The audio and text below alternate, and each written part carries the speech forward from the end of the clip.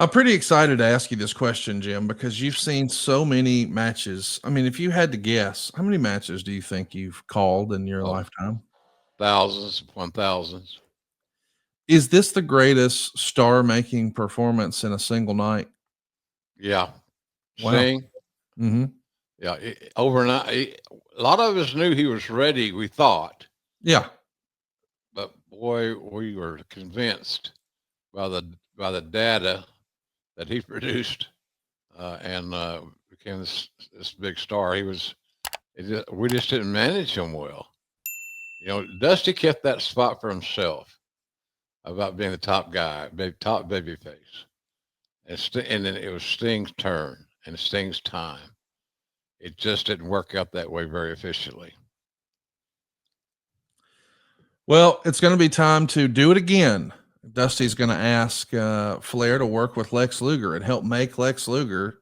And they're trying to do this at the Great American Bash pay-per-view in Baltimore in July. Flair goes 23 minutes and 13 seconds before the Maryland State Athletic Commission stops the match due to Lex Luger's bleeding. And Meltzer would say, I think the very best way to put this match is that if anyone but Flair had done the match, I'd say it was a very good match. However, it was the same collection of predictable spots, and Flair's offense is predictable, and so were his bumps. Luger, on the other hand, had his limited offense to just get a few moves, like a hip toss, a bear hug, a press slam, and a clothesline, and he still screwed up some of the spots. So clearly, Meltzer goes on and continues the review of the match, but he's not really throwing a lot of praise Lex Luger's way. He's basically saying he doesn't feel like Lex was ready for this spot yet. Do you agree with that? Yeah, absolutely. Why get off that Sting horse? I don't know.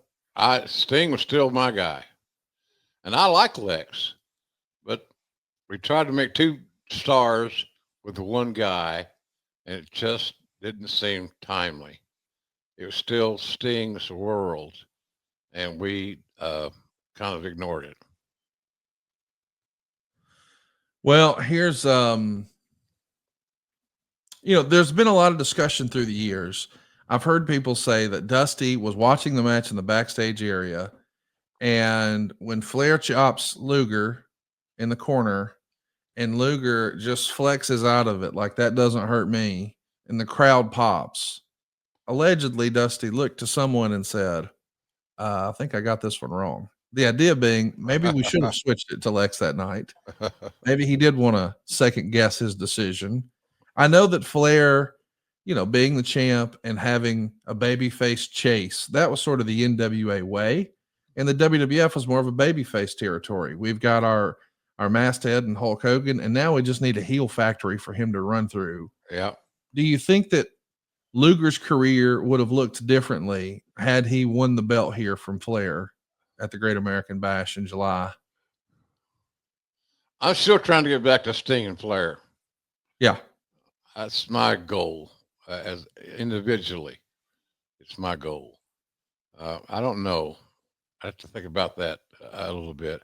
I don't think Luger was ready for it, but I still stand fast on Luger, or excuse me, on Sting and Flair.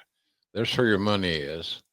And Flair could have passed the baton and made Sting the champion, and Sting could have worked with the various guys, including Lex. Creatively, fans are always going to point to this match and be upset with the finish because it stopped for blood, but in reality, there wasn't a lot of blood. And, Luger wasn't bleeding like a stuck pig. He didn't have the crimson mask, none of that stuff. You saw more blood on a week in, week out basis on Memphis TV than you saw here. So fans leave the show pissed off. Yeah. Tony Schiavone has said before, he doesn't remember feeling that with a crowd ever before, where people are leaving and they're mad, and not in a good way. Like they're pissed off, not at the athletic commission, not at the heel, but at the promotion. From a financial standpoint, it does work though. You saw August 19th for Richmond, Virginia. They drew about 13,000 fans paying $141,000. Now that's 32 grand more than it was just a few weeks prior to the Great American Bash. So we made Lex Luger and the heel retained. So I guess it accomplishes what we were looking for. But how do you think you you burned fans that night, or did it work? Because hey, they left pissed off, but they showed up next time. So what are we talking about? I kind of think we left some money on the table. Okay. I really do. I think we missed more than anything, Conrad. We missed an opportunity for all of us. It was Sting's time, and we should have gone that way. Sting should have been the champion. It's pretty amazing to see all the record business you guys do with Luger and Flair after this. You do it in Richmond, you do it in Charlotte, you do it in Baltimore. I mean, it does continually work. And maybe the message we've sent fans is, hey, Luger has Flair's number. It's not a matter of can he beat him. It's a matter of when will it happen, and do you want to be there? Pretty much. That kind of tells the story. And the undercard is pretty strong too. You've got Arn and Tully wrestling the Midnight Express. This is a fun time for JCP, and things are really about to heat up because there's going to be a lot of changes with Turner Broadcasting buying out Crockett. Flair's relationship with Dusty is going to become more contentious than ever. Ricky Steamboat's going to come in after George Scott is going to replace Dusty as the booker.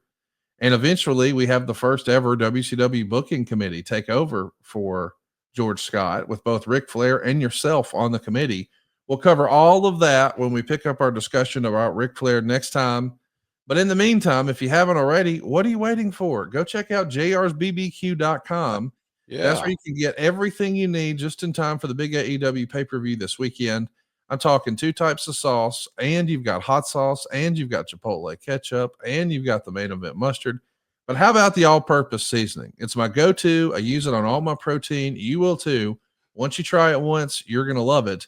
And if you're a big collector, man, I don't know what the hell JR's thinking. He's giving shit away at jrsbbq.com. Autographed trading cards, autographed books, and really fun merch. Maybe you want to sneak a little whiskey into the next show. Well, JR can hook you up. We got flasks and everything else at jrsbbq.com.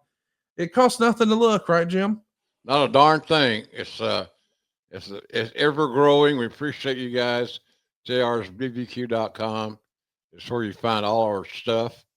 And we are grateful that you at least take the time to look. Jim, I'm pumped to say the least about the pay-per-view this weekend. Do you want to give me a prediction? Do you want to go ahead and lay it down right now? What is going to be the match of the night for AEW? Well, it's going to be hard for Omega and Tesca to not have the match of the night. We haven't seen that much of Kenny. He's fresh. He's new. Then you got the Will Ospreay contingent, the Flying Machine, and he has been in the pay-per-view situation in a long time, so you know that he's going to be ready and want to shine. Show up and show out is kind of my theme for this one. And there's about 3 or 4 matches there that have that opportunity. So we'll have to wait and see, Conrad. But then you got all that pressure on the main event. Cope is an experienced veteran who's been a world champion. He's special. John Moxley has been holding the store, keeping things motivated and solid. So he's ready. So I don't know who's going to steal it, but I think there's 2 or 3 matches on the show Saturday night that have a chance to be special and be very special to all the fans for a variety of reasons. So that's this Sunday night. Should be good, and it should be fun.